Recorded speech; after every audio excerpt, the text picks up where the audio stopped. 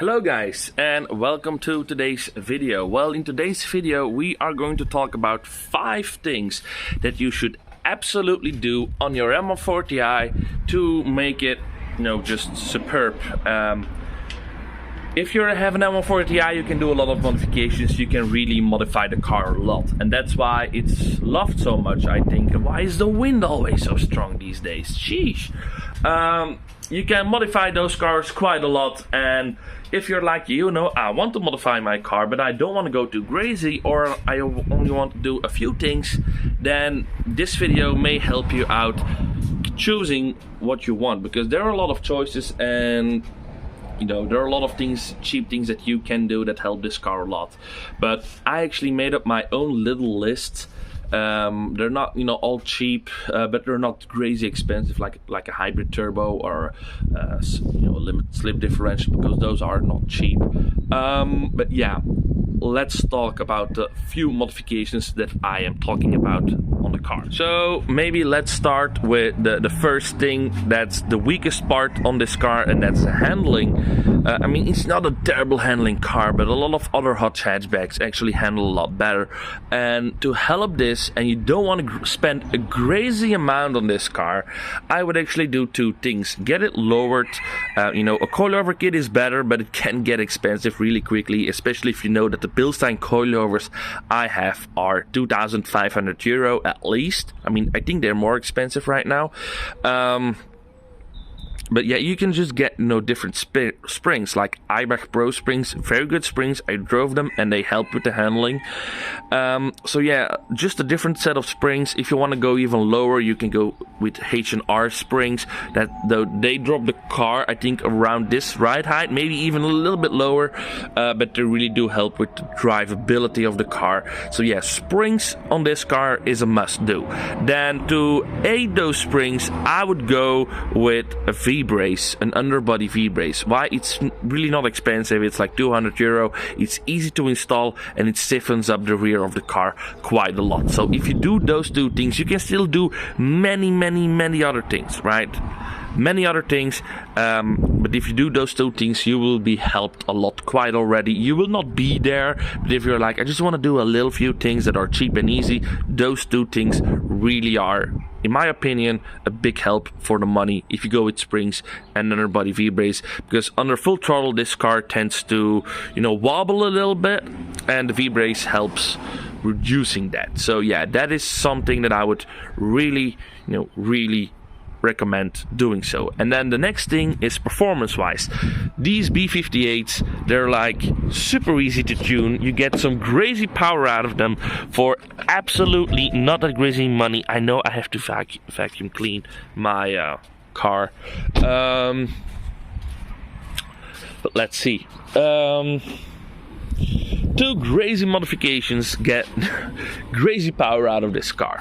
One of them is a Generation 2 high pressure fuel pump, and the other one is a catless downpipe. Those are the 2 things you basically need for your Stage 2 Plus package. And then if you get the car custom mapped, or you can get MHD, it doesn't really matter, but custom map tends to have some better times. But if you get like a custom map, you will do 100 of 200 time under 8 seconds, which is crazy. I mean, you only spent like €800, €900, maybe €1,000 with installation costs on hardware and just a custom remap, and you'll have this crazy much power. It's the best bang for the buck package, if bang for the buck package, if you want to go fast. Afterwards you have to go with ethanol and turbos, and then it's getting really expensive. And maybe stronger fuel pumps. But yeah, I think for the money, those 2, I call it the Stage 2 Plus package.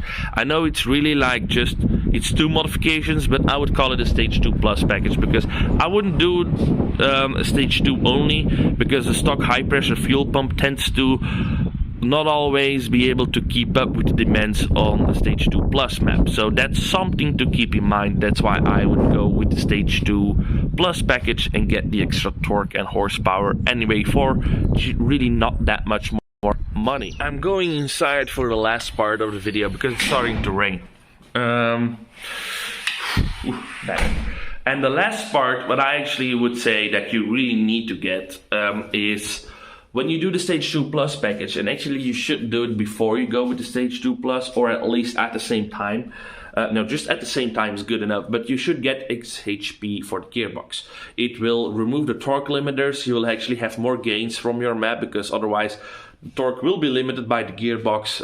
The pressure in the line will be higher, so the gearbox can transfer more torque to the wheels, and actually it's better for it because the clutches will actually slip less, and the gearbox will handle the extra power way better. So I would say go with XHP and then the Stage 2 Plus package, and you'll have a flying car together with those other modifications with the springs and the V-brace. You'll have a car that at least handles a little bit better.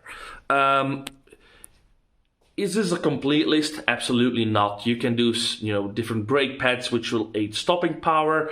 You can do an M Performance LSD which will actually do the most handling wise. But those things rather get expensive quickly. But you can do the brake pads once these ones are worn out. You can run with the stock ones pretty okay-ish with the extra power if you don't do track day after track day. And then basically, what I would say is just see what you want to spend, because I spent over 15,000 euro on this car already, and it's still not done for me. So you can go pretty crazy. And I know people who just installed a different back box.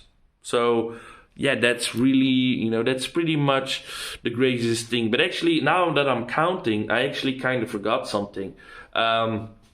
Because Stage 2 Plus package I count as one modification. So we're at 4 mods, and actually the last one, but I kind of forgot with the rain, is doing a mid pipe. So a resonator delete or a mid pipe. It's not a must, because if you do the catless downpipe, your car will become a lot louder already. But if you're like, I want it to be even more louder, I would rather do a mid pipe, so the mid resonators delete, than a back box, because the mid pipe does more. The back box really just defines the tone a little bit, but it's not a must. It's not a crazy must. It's the last thing that I would do if you want a complete modification, the perfect mod, the perfect sound. But yeah, really it's not a must. It's a lot of money for just a little detail, in my opinion.